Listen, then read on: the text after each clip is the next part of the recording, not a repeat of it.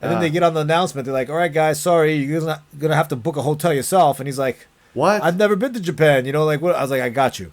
Oh. Yeah, okay. so like I helped him like well, there's another Japanese guy who was on the phone with all the hotels, so I got in with him, and then we had to like scramble and get a hotel. All these ladies are freaking out and yelling and screaming, and then the airplane flew out the next day at 5:30. And I bet you know what, that flight was full. That flight was packed. Hey, and then American, going like this, and I made a funny joke on the plane, and no one laughed. What was a joke? I don't even know if I should repeat this on a public platform, but you know how like... Hello and welcome back to the Shintaro Higashi Show with Peter Yu. Today we're going to do a little bit of a catch-up. I've been kind of away. I know the episode was supposed to be out on Monday, but it's like, I don't know when it is today, but we got a little delayed, right, Peter? Yeah, man. I was away last week. We basically have a lot going on right now at the end of the year. Yep. Like, it's just... a lot of traveling, a lot of work catching up. Yeah, so we thought, sorry about the delay again, but hopefully you guys will enjoy just kind of hearing us talk about what we've been up to. Yep. Well, I was in Japan just now, so we'll start with that, because and then we'll get into what you've been up to. Interesting stuff with the PhD. But yes, I was in Japan for the Tokyo Grand Slam as a commentator. And you guys could watch all that footage, me interviewing like Sotaro and all those guys, Fujiwara. It's on judotv.com. You could use discount code Shintaro to access all those videos and competition footage. It's commentated. It's really amazing. Right. So Tokyo Grand Slam, man, what an event. You're now one of the big dogs, commentating Grand Slams and all. Dude, I am becoming a guy, dude. Like, I go there and Inoue walks by and is like, oh, what's up, Shintaro? I'm like, what's up, man? No way. Yeah, and then they wanted me to do an interview, like a translation thing for Aaron Wolf. Oh, yeah. Right? He's an Olympic silver medalist. And then Nagase was a 2-time Olympic gold medalist. I was able to mess around with him and talk and shoot the shit. And, it's so funny because now all of a sudden, all these little connections are starting to pop up. Like, Gunji, that's been at my dojo. He's a 2-time All-Japan qualifier. He's making content. He's making content too. He's making tons of content now. He's on Instagram. He literally comes to judo all the time at my dojo, sets up his camera and destroys our beginners. Destroys them to a point where I'm like, yo, Gunji, stop. Stop beating these guys so badly.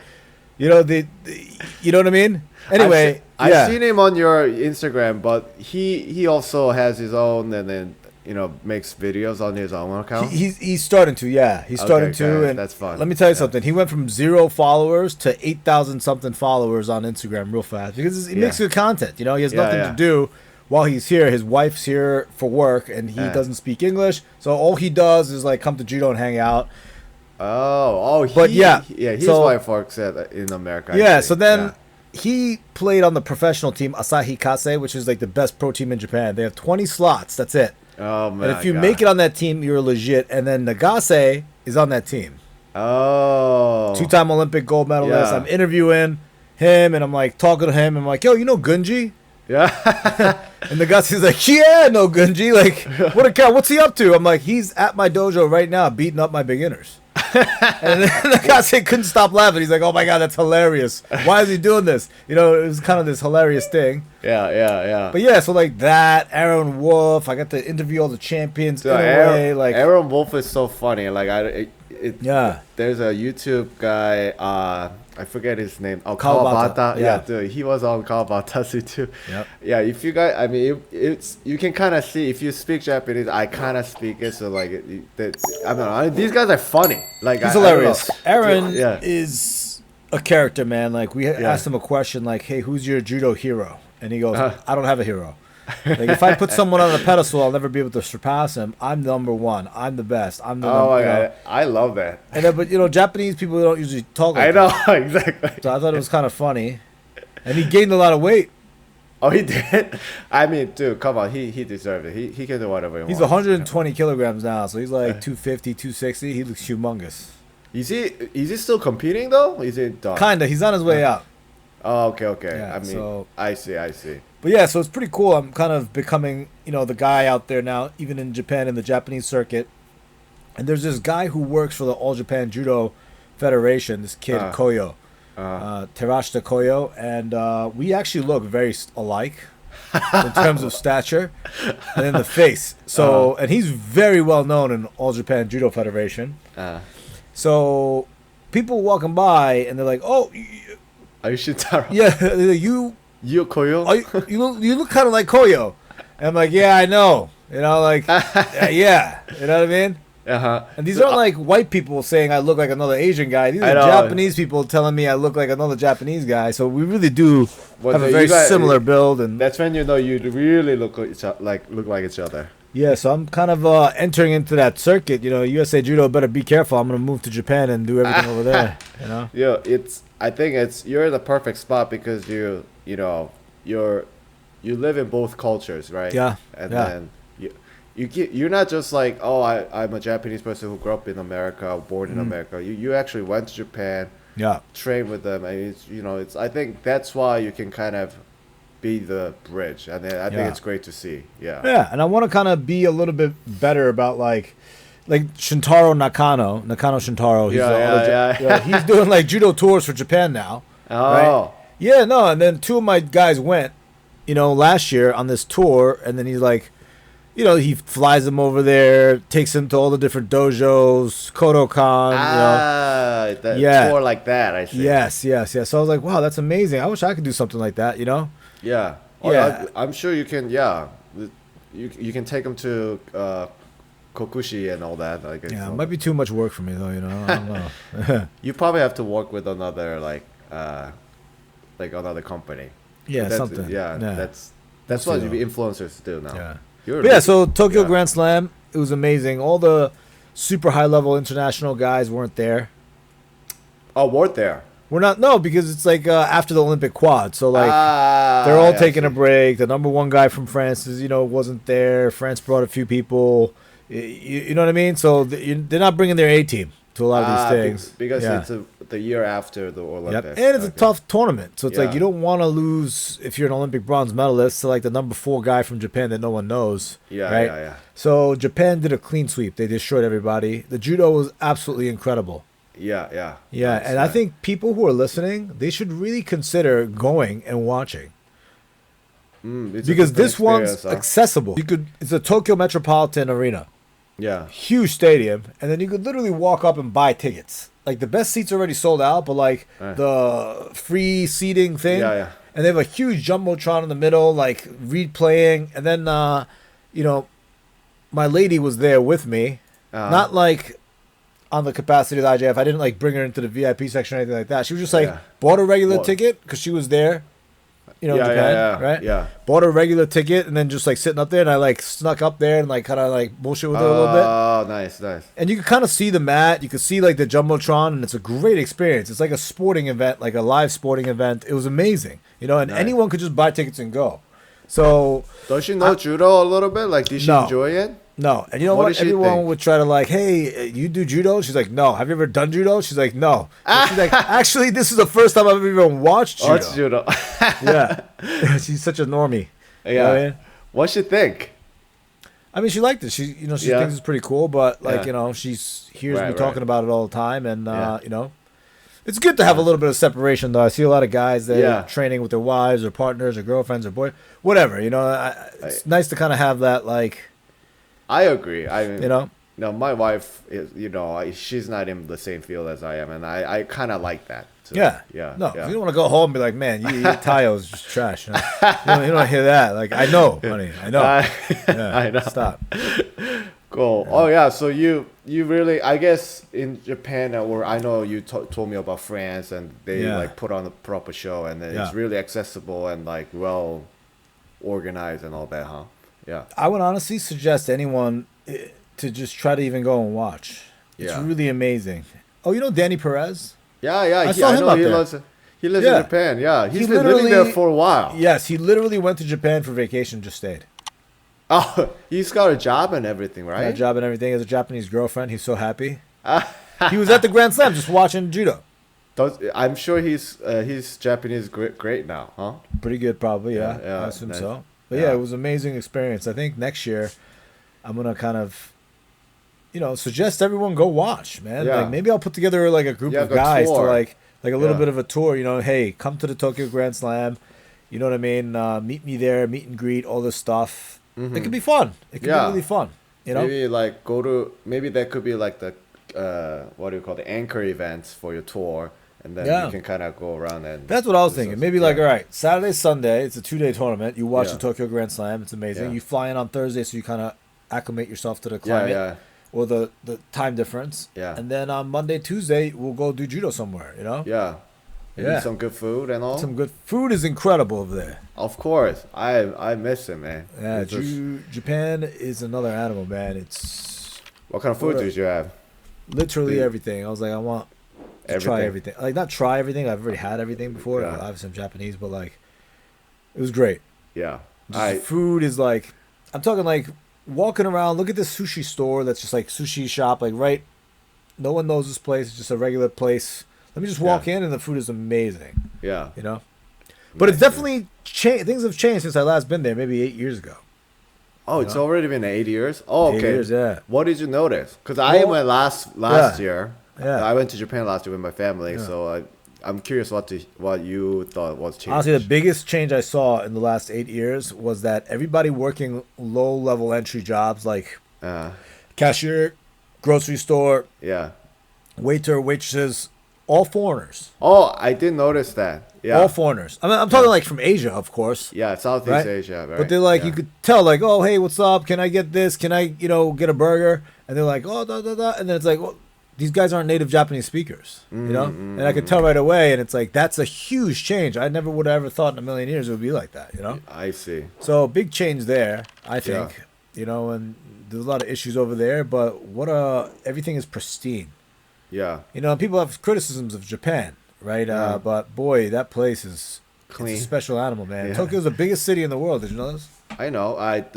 Metro Tokyo is just mind-bogglingly big, and so many people live there. 26 million compared to like 8 million in New York City, which is like insane. It's like, in such a small area too. It's kind of amazing. Gotta be efficient and all. Yeah. But yeah, that's Japan Judo, incredible. They destroyed it. There was a little bit of a buzz because the IJF rules were coming out the week afterwards. Right. We'll and then, have an episode for that. Yeah. And they had the Istanbul referee and coaching seminar. You could watch it, the whole thing, on Judo TV as well. Oh, the whole seminar. So they talk a little bit more in detail because they just kind of put snippets out there on the internet and everyone's resharing the same stuff. Yeah. So unless you actually watch through the videos, you don't really get the intricacies of it. Like in their press release on the IJF site, it was like, Yuko will be given for 5 seconds Newaza. Yeah. Great. So you can't throw someone for Yuko. But if you look at the rules seminar video, they talk, you can. And they discuss what criteria is considered Yuko for throwing. I see. You got to go watch that. Use discount code Shintaro. So everything's a commercial. Yeah. We'll have an episode for that. I mean, everyone's talking about it right now. So it'll be fun. Anyway, that's my trip to Japan. What have you been up to, Peter?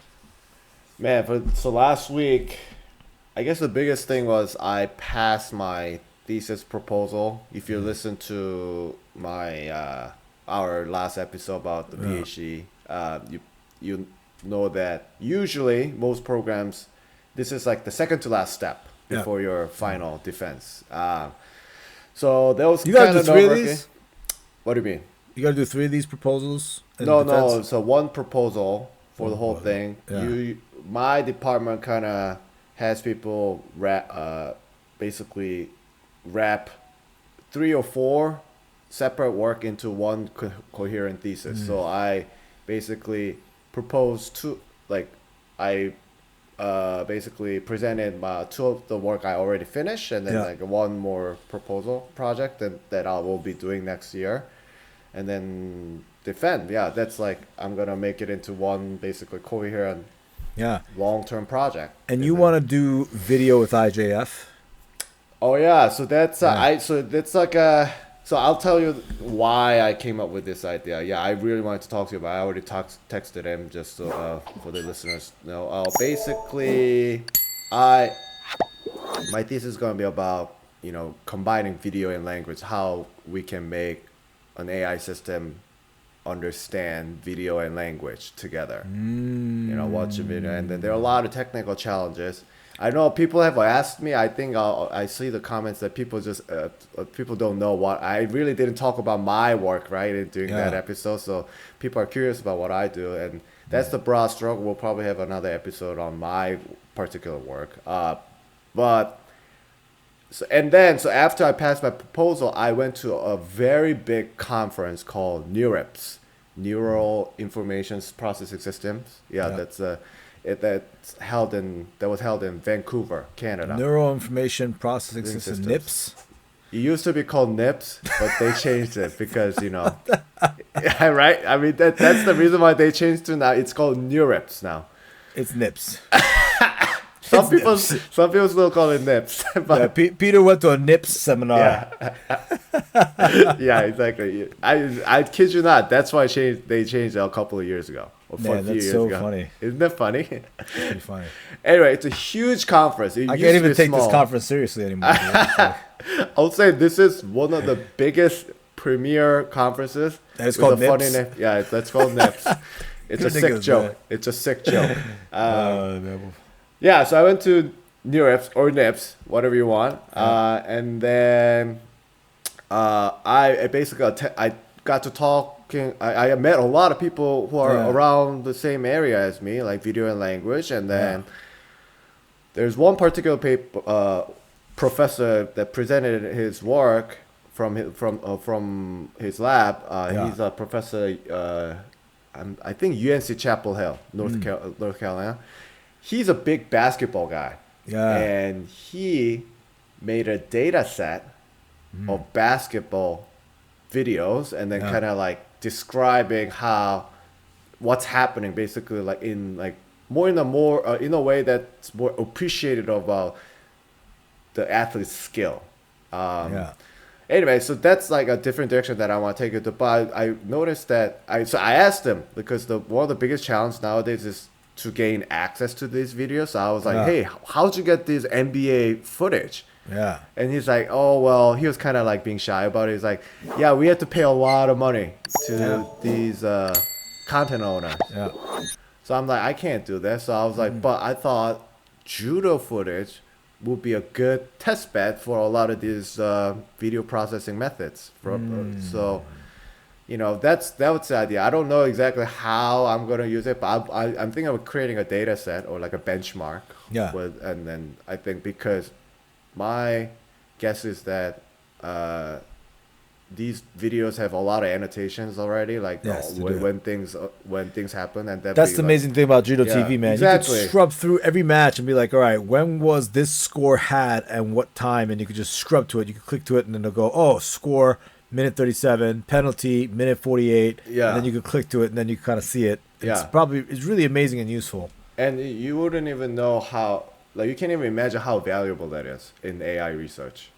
Very valuable, yeah. Yeah, that kind of. That's the idea. So I got this idea from, I had a thought, and I like, oh my god, I got excited. So I texted you right away when I. Yeah, and 100% can do it. I know all the guys at the IJF that can kind of make it happen and give you access. And they did give me access to the database from videos that for content use. Yeah. But I never really took them up on it. We'll have to go. I'll have to talk to them and then make sure that they're okay, because I'm gonna have to release some of these videos, right? Because that's scientific research happens in public. So, but I know a couple guys. See, this is the thing, right? Being out there, I know the guy who does Judo Inside, who's unaffiliated with IJF, but he's a data guy. He's from the Netherlands, actually. He's the guy that kind of gave me the feedback. Hey, man, I love your commentary, but you're too enthusiastic. But he's a statistician. So he's that guy. He crunches data. He puts everything in a thing. Judo Inside, all the stuff he's done. He's built it, right? So I know him, and then I know all the guys at the IJF who could grant you access to this stuff. So see, man, I'm trying to kind of power broker in the judo scene now. I mean, exactly. Science happens like this too. It's like kind of, it's kind of like everything. Any human endeavor is like this, right? It's all about who you know, because you got to work with people. I would love to talk to the Judo Inside person. I can't remember his name actually. Yeah. Hans. And yeah, it's pretty cool, man. So you're now getting a little bit of breathing time. So when is your next thing for your PhD? So my plan is to defend in May next year. That'll be done, and then I'll be a doctor. Wow, I'll be a doctor then. Yeah. And so my next thing, I'm on the job market now too. So I actually the primary purpose of me going to the NeurIPS was to talk to companies to look for jobs. So and like I said, this is a huge conference. So a lot of juggernauts come. A lot of these companies. Were you able to make some good contacts and stuff? Yeah, man. I met a lot of new people. Was there like a Princeton segment for it? I actually didn't meet any Princeton people.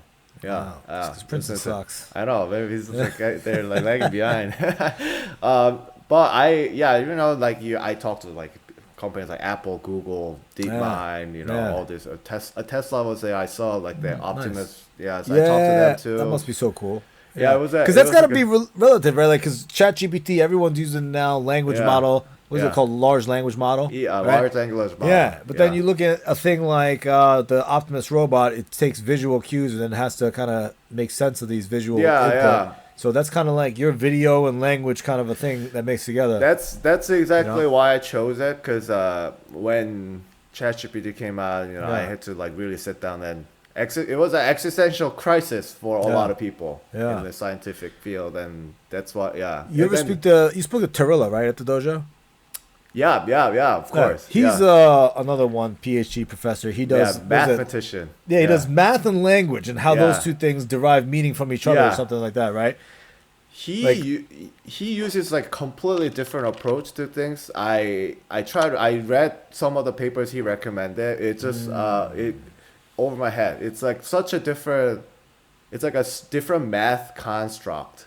Yeah. That anything I hadn't seen anything like this before. So it's just, I remember having this conversation. I'm like, what are you studying? Like, what is your research about? And he told me, and I was like, make it dumber. And he told me again. I was like, I still don't get it. Make it dumber. I was like, explain it like I'm 5 years old, like Eli 5 in Reddit. Like, explain it like I'm 5. He goes, they're words. Why do those words mean things? And what's the math behind the meaning of words? And I was like, all right, I guess that's pretty cool. But, the way, it's like that's exactly what large language models, and his method is called tensor networks. And so basically, it's like, the view is that words are basically a sequence of things that combine together, if arranged in a specific order, it just means something, right? Yeah. So these large language model uses something called transformers, and that's another mathematical construct, and it basically figures out the meaning behind this sequence of words. And his method is another thing called tensor network. I'm not really familiar with the details. I read the paper, but it's just like way too much. Yeah, but it just does the same thing. That's the purpose. We have a sequence of things. Yeah. And they mean something. So why? Like what is it? That's what it is. Yeah. Pretty interesting, man. Look at us just studying PhD dollars. You're talking about math and language and video, and I'm like, what is a Taitoshi? What makes Taitoshi a Taitoshi? That's as hard as any of this AI research, honestly. Yeah. And it's just, but so that's I was talking to actually a lot of the self-driving companies too. I know some folks there, and I caught up with a lot of people, met a lot of new people. You gotta talk to Lex Friedman, because that's what he studied, right? Yeah, I think he did a lot of the work in video and like detection from videos and stuff. I think Jesus. Yeah, really cool. It's a new frontier. I mean, there's a lot of work to be done, but I was able to eat a lot of good. Vancouver is very known for. There's a lot of Asian immigrant population, so a lot of good Asian food. Nice. Japanese, Korean, and Chinese, all that. So I had a lot of good food, and it's a beautiful city. Walking around. Yeah. So now I have some breathing room. So I'm gonna just I'm going to Korea to visit my family over Christmas. Christmas. Nice. So I'm spending a week in Michigan, and then just kind of like get ready for that, and then just that's some breathing room finally. I made a new Korean friend on the airplane. Yeah? Yeah. Korean or Korean American? I mean, Korean American, but he has a place in Korea. He's a professor at the University of Guam. Oh shit! Economics, and he worked. I think for UBS. He was an investment banker for years and years. He's retired now, so he's now teaching. But yeah, we had a whole debacle. My flight was delayed 6 hours. Oh. Yeah, so my flight was supposed to leave at 5:30, and then it got pushed back to 11:30. But Japan, Narita Airport closes at midnight. So if the flight doesn't take off by midnight, it has to get it gets brought back to the gate, and then you're done. It gets canceled for the next day, right? So we get to the airport 11:30. We get on the plane. They're about to take off. We get on the thing, the tarmac or whatever it is, and then they're like, "Oh, we have to fuel." So we fuel, and then we have maintenance issues, and it's like 11:55. Oh my god! Yeah, and they're like, "Oh, we're not taking off. Sorry." And after waiting around for 6 hours, we had to go back. And then this Korean guy sitting next to me, this older guy's like, "Oh, this is bullshit. You know what they're doing? Is like this flight isn't full. If you look around, there's like 80 guys on this flight. So if they give us a $300 credit, that's $24,000 or whatever it is. He's doing that. And then you compare that with the fuel cost, which is $250,000 for the flight to take off. It's a huge loss for these guys. That's why they probably did it. Oh my god, that's pretty interesting. And then they get on the announcement. They're like, "All right, guys, sorry, you're gonna have to book a hotel yourself." And he's like, "What? I've never been to Japan. Like what?" I was like, "I got you." Oh. Yeah. So like I helped him like there's another Japanese guy who was on the phone with all the hotels, so I got in with him, and then we had to like scramble and get a hotel. All these ladies are freaking out and yelling and screaming. Yeah, I mean it's such a stressful situation. I would have panicked if the flight was full.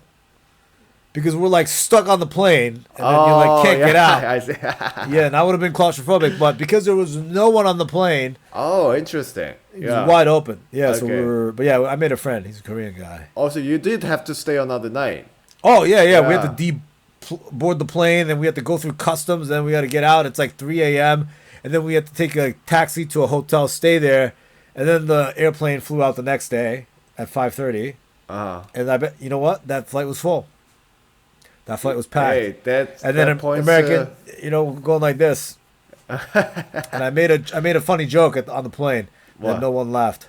What was the joke? I don't even know if I should repeat this on a public platform, but you know how like Luigi Mangione had the thing. Oh with the yeah. I won a United flight, and I was like, "Oh man, United screwing us over." Someone called Luigi. And then everyone just looked at me like I was a psycho.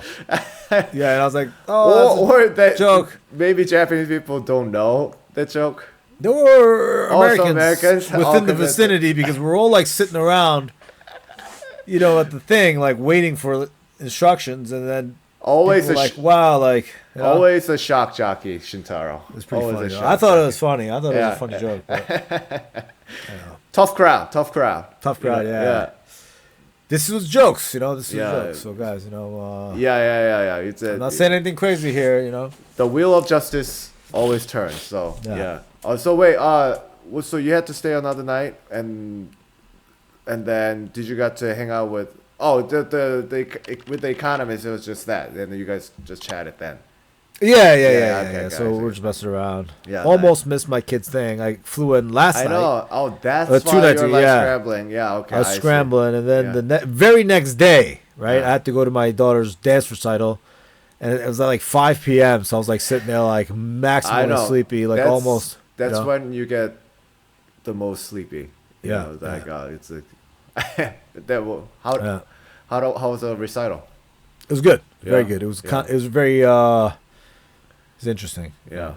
They did a good job with the production this year, compared to the year before. Yeah. My daughter crushed it, She's throwing in some extra moves up there. That's not in the choreography. I love that about her. She's so creative and like has her she knows what she likes. Yeah, and she's 6 now, so she's getting pretty wise about certain things. She was like, "Yo, how come when I was on stage I had to be up there with 30 people and then some of these other kids are up there with 5?" I was like, "Because you do the Saturday morning class, which is the most popular. That's why there's a lot of kids on the stage. If you would have signed up for Thursday at 3 p.m. with 6 people in that class, you would have been with 6 people. She's like, there's too many people. They're crowding me. I can't do the jumps, whatever it is." And I was like, "Yeah, maybe we'll sign you up for another day." And then she was like, "What? How come that one woman, was dancing by herself?" I was like, "That's because she's a soloist." And then they denoted on the program like YAGP, Youth American Grand Prix. So that woman's a competitor. Right? She's special. She's very good. She works really hard. So she has the right, not because she's taking a class with nobody in it, but because she's a soloist. If you want to be a principal ballerina and you want to be a soloist, you got to work extra hard, That's a good answer. Yeah, so we're chit-chatting about that. And then, of course, her teacher, I gave her a nice little Christmas gift with a card with a cash in it. Yeah. To kind of... Sometimes you got to buy the attention. You know what I mean? Yeah, appreciation. And we're going to do a lesson together. So I was like, you know what? If you want to go that route, this teacher really likes you already. She gives you extra attention in class. We could do a private lesson together. Oh. And then that way, it'll put you on another path. It'll put you on a different path. Yeah. And then I can kind of impress the lady. Yeah. Because you know how to dance. Yeah. Oh, bro, I know all this stuff, man. Come on. Yeah. You put on a show too. You probably know about show production too. Bro, I know, man. Yeah, anyway, that was my thing. So that's what we've been up to.